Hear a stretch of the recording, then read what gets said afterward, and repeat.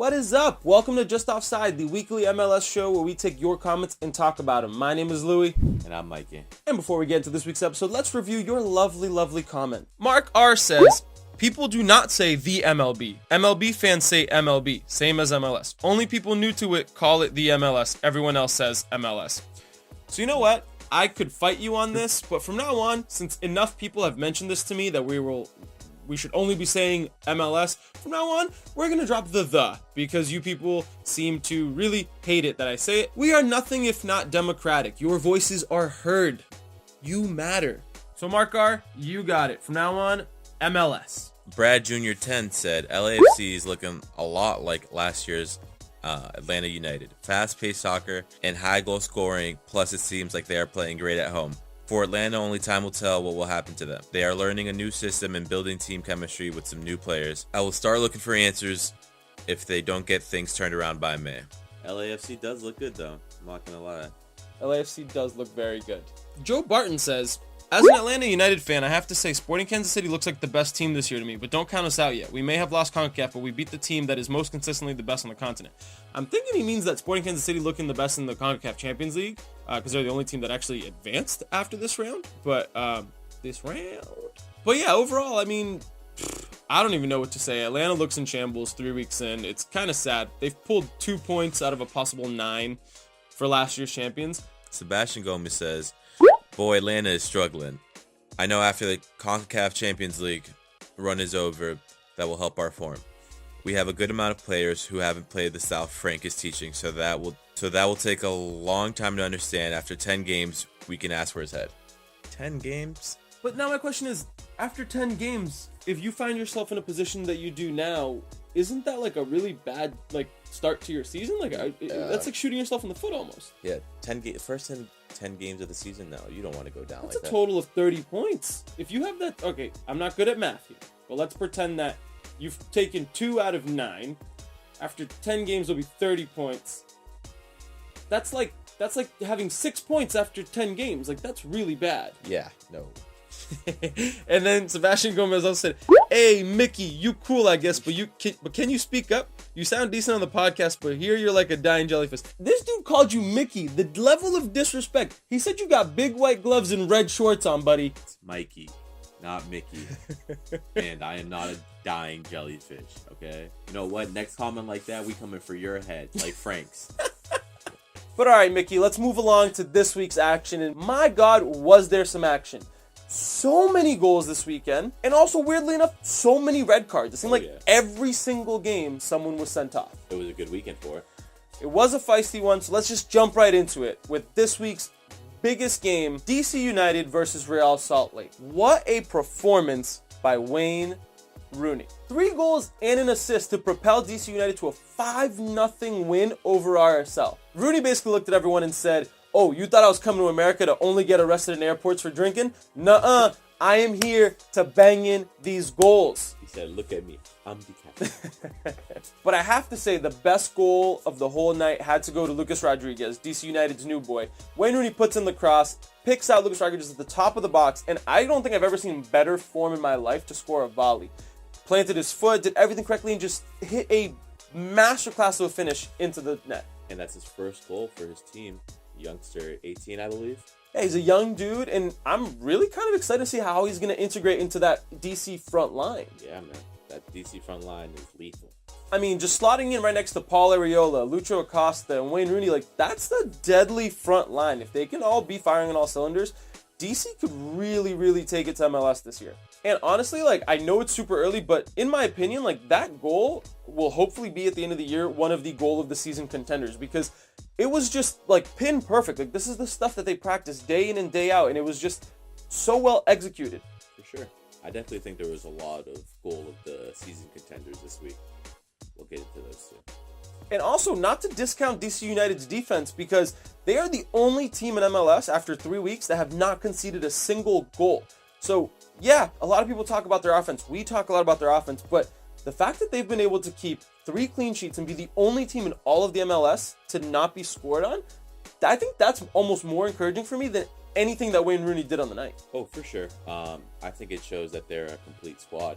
And sure, RSL were first down to 10 men. and then down to 9 men. But DC were already up 2-0 when that happened, so the damage was already done from the DC's play perspective. You know what I mean? They're just throwing salt in the wound at that point. Pretty much. They're just like, you know what? You got a guy sent off. Oh, another one sent off. We're just going to score 3 more goals. Relentless, ruthless, actually. Yeah, absolutely. Kind of rude, too.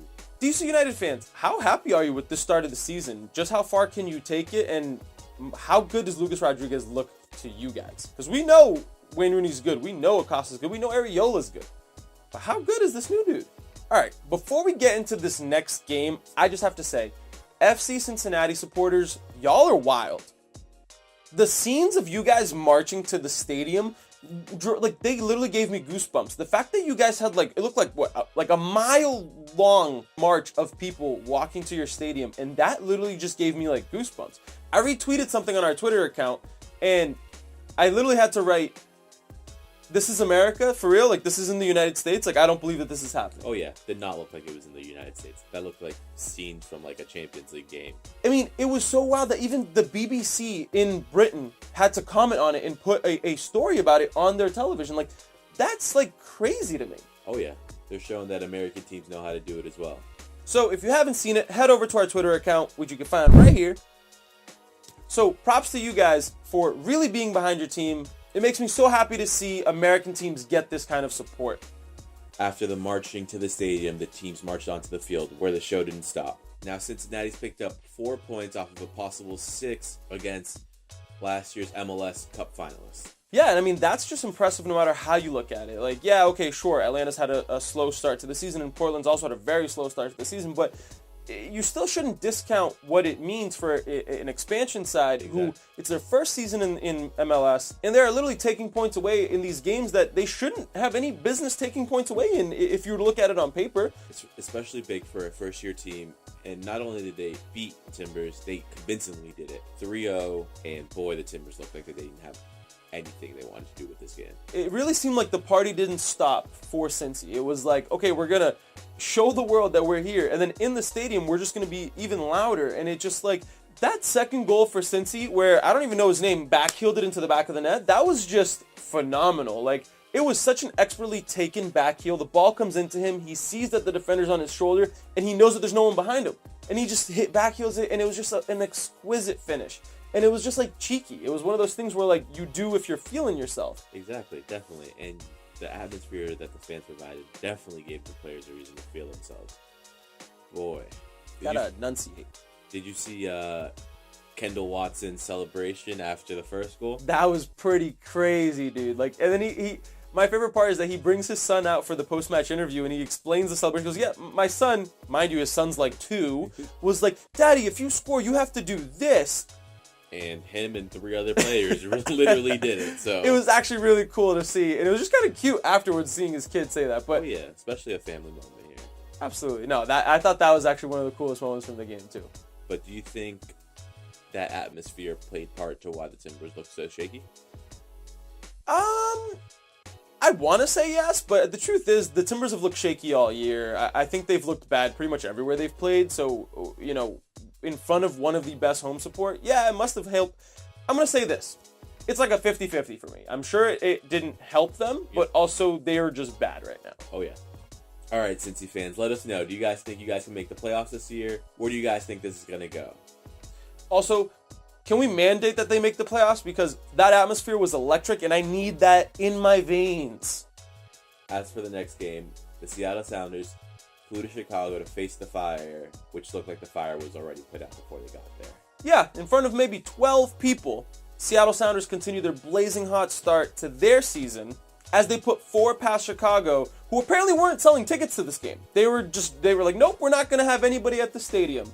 Except for the traveling Seattle supporters, which for some reason were put up in the second ring of the stadium, despite the fact that there was no one in the lower ring. Oh, MLS. How you baffle me so. Never makes any sense. Like we said, Chicago never really seemed like they were going to do much. Jordan Morris scored another, what could be a goal of this season contender. Took a nice little touch, brought it right over the keeper in some sort of weird acrobatic way. I think Jordan Morris is doing Pilates or some crazy shit. Hey man, don't knock it till you try it. That's all I'm saying. If you do hot yoga, Jordan Morris, let us know. Recommend some places. Weirdly enough, Chicago did apparently manage to score 2 goals, but it really didn't amount to much. They finally seemed to wake up to the game, and then Seattle just remembered that they had Rooney D.C, who sealed it off for them and capped off the 4-2 win. And with that win, Seattle has now managed to equal their best start to an MLS season ever. That's big. That's pretty big, and especially for a team that usually starts off season slow and then goes on late runs, it's really good to see them start this way. But do Seattle fans think that this fast start will end in a slow finish? Moving along to another game that they apparently weren't selling tickets for, the Houston Dynamo hosted the Vancouver Whitecaps. But despite the fact that there was not many people there, the game was actually a pretty fun one. It was pretty back and forth. Both teams really were going for it. Oh yeah, a lot of goals. And Ellis, after scoring Houston's second, provided the assist for the third and gave Houston the 3 points to also match their best start to an MLS season. Look at that. Houston fans, do you guys think who? Houston fans, if there are There any aren't. if there's any of y'all out there, please let us know if you guys think you're going to keep up this nice little hot streak. Speaking of hot teams, LAFC continues their run into New York, where they met NYCFC at Yankee Stadium for what seemed to be like another thriller. I know Americans, we don't like the words exciting draw, but this was an exciting draw. Back and forth, good goals, good play from both teams. Honestly. Despite the fact that the pitch is the size of like my backyard. But that's okay, it works, for them, whatever. I mean, it's kind of cool that they play at Yankee Stadium. Is it? Yeah, it's kind of cool. I would think so. Where you can see the dirt patches on the... Yeah, man, hey. That's character, right? That's character. Some people play on worse fields, okay? Fair enough, I guess. But new boy for New York City FC, Alex Matrita, really put on a show. That first goal, he literally just zoomed by everybody to bury the ball into the back of the net with a phenomenal shot. Oh, yeah. Matrita's giving NYC fans something to be happy about, especially since David Villa left. Gives them something to be excited about, for sure. Speaking of exciting players, did you see they signed a countryman of yours, Heber? That is actually pretty interesting. I mean, It looks like NYCFC is reinvesting in their squad, and I don't know much about this dude, to be honest. I'd never heard of him. Yeah. So, I don't know. Hopefully he comes well for New York City FC and really helps plug in those gaps left by David Villa, because honestly, your best solution is to throw as many players into that hole to see if they could fill it, because that is a big-time hole left in your squad. That is a big hole to fill there. But all right, back to the game. Carlos Vela was on one again, scored 2. One was a beautifully passed ball to him over the top that he calmly toe-poked home past the keeper, and the other one was a pretty calm finish from the penalty spot. 2 more goals for him, and he's looking like a Player of the Year candidate too. I thought you were going to say a goddamn snack, but okay, yeah, Player of the Year candidate works too. He do look like a little snack, I'm not gonna lie. He used to play for Arsenal too, I'm not. Hey boo, I see you. Overall, very entertaining game as the sides split the points, and I feel like both teams could kind of go home happy. I feel like it's what the game deserved. Oh yeah, definitely. Oh, hey Mike, you remember last week how I said that Minnesota were going to continue their streak until they open the new stadium? Oh yeah, no. Yeah, why do you let me say things like that? Like, I should not, like, why don't you stop me from making outrageous claims? No, I just let you shoot like you're Wayne Rooney. Unfortunately, Minnesota's short little run came to an end against the Galaxy. Oh yeah, that fairy tale turned into a nightmare. Yeah, sorry, by the way, if I put on too much expectations on your club. I didn't mean to. I didn't mean to jinx you, so I am sorry. Yeah, use some voodoo. Little hex. Minnesota's fairy tale ended when they let up what could be a soft penalty, which Jonathan Dos Santos calmly slotted home to give the Galaxy the lead early on, and they looked like they had the game in their hands from the go. Yeah, and it was important because they were without Zlatan Ibrahimovic, and so they really put on a solid team performance without their main man. And so Galaxy supporters are probably pretty happy about how this game went. Oh yeah. And as soon as Zlatan gets back, the Galaxy looks like they'll be at full force, and they'll look like a scary team to me. And for the next game, the New York Red Bulls hosted the San Jose Earthquakes. Whoa! Boy, quite easily the dumbest two names in the whole MLS. On to the game, though. San Jose surprisingly started the game off on the front foot before quickly collapsing in the second half and losing 4-1. But I will say, going into halftime, they were probably pretty confident. They had just scored a goal. Their defense was keeping out the Red Bull attack. And honestly, like, San Jose looked like they had a glimmer of hope. Unfortunately, that glimmer of hope only lasted about 15 minutes for halftime before all of a sudden the New York Red Bull just started scoring. And that's what you can call an earthquake. Alex Muyl got 2 goals before Bradley Wright Phillips finally got his first goal of the season with an easy tap-in before Daniel Royer just rounded it out and made it 4-1. What's Bradley Wright Phillips at now? 101, 102? A lot. He's at a lot of goals. Speaking of goals, guess who didn't score one and is still in search of the scoring record? Chris Wondolowski. Another game, no goal, still in the hunt. Hopefully he'll get there soon. I just realized something, that we actually haven't covered the New York Red Bull this season yet on the show, but they look good. I mean, 4-1 beat, like, it's a 4-1 win over San Jose. Like, there's not much I can talk about. Everyone should be beating San Jose 4-1. And they have one of the top 2 strikers in the MLS right now anyways. Carlos Heel looks like the real deal. Scored 2 goals. Not bad. And unfortunately, and despite a pretty iffy... that goal that Toronto scored should have been offsides. I don't care what ruling the ref made. Like, it was offsides by at like a mile. It's just ridiculous that was allowed to stand, even after and with VAR. Dude is offside. Definitely. And you have VAR, which gives you a second chance to see the whole play, and you're still going to let it go. And this is why people say that VAR isn't a fix for everything. And I agree. It's up to the ref to use the VAR correctly and use it to make the right decision. And Toronto looks good. They look like they're having a resurgent year after the shit show that was last season. Oh yeah, Josie Altidore came off the bench to score the winner. And Josie Altidore came off the bench to score the match winner. And hopefully he can keep this up and continue to get back to what was his best form. Moving along to my favorite Canadian team, the Montreal Impact went down to Orlando to play Orlando City. I don't know you have favorite Canadian teams. I do from now on. I like the city of Montreal. Yeah. Oh, okay, man. Montreal ended up the victors 3-1. But honestly, what is there to say? Orlando were bad. Montreal were better. Ignacio Piazzi scored. It was a pretty standard game. You kind of expected that to happen. But the main talking point was the most exciting part of the whole thing.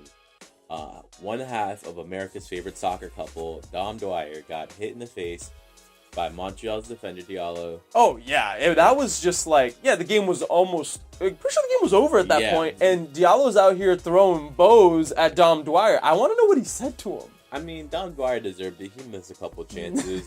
He scored extra time, but like, that is so rude that you're saying he deserved to get punched in the face for missing some goals. Hey, if he had scored all those chances, they probably would have won. But that doesn't mean Diallo should have hit him. Hey, maybe Diallo's just trying to motivate Dom Dwyer to get those balls in the net. I don't support violence, but it was interesting to see. Hey, if Dom Dwyer scores next game, we know why. And finally, the last game we want to talk about this weekend, Atlanta United versus the Philadelphia Union. There really haven't been many highlights for pretty much either of these teams this season, but one of the biggest highlights for Atlanta has to be the play of Miles Robinson. This man was everywhere this game, defensively solid, goal line clearance to keep the game level, was a very, very good defensive presence for Atlanta. A big defensive save to keep the scores leveled, and honestly, a behemoth performance. A deflected shot slid past Brad Guzan and went into the net to give the Union a 1-0 lead, and Atlanta were definitely shocked. But then Ezekiel Barco, apparently resuscitated from the dead, connected with Julian Gressel, who's actually been having quietly one of the better seasons for Atlanta, to level the score. But unfortunately, that was kind of it for the game. There was 70,000 people in that Mercedes-Benz Stadium who was just kind of like, Yeah, 1-1 draw, yay. Both teams split the points, and both went home thinking about how weird the start of both of their seasons have been. Well, there you have it, guys. Another week of MLS recap in the books. Sorry that this episode is making it to you a little bit late. We've been working on a bunch of other content for the channel that's coming out hopefully in the next week or so. So keep an eye out for it. It delayed us a little bit, but I promise you we will be back with some awesome stuff in the next couple of days. So keep an eye out for that. If you like this episode, be sure to give it a thumbs up and subscribe. Follow us on Twitter. Follow us on Instagram. Check out the podcast. And don't forget to leave your comments about what you thought about this week's action so that we'll feature you in next week's episode. Sebastian Gomez, if I see you in the comments, it's fight night. No, please comment. Please Fight comment. night. Leave your comment there, I'm Seb just Gomez. kidding, man. Keep doing your thing. I'm a lover, not a fighter, man.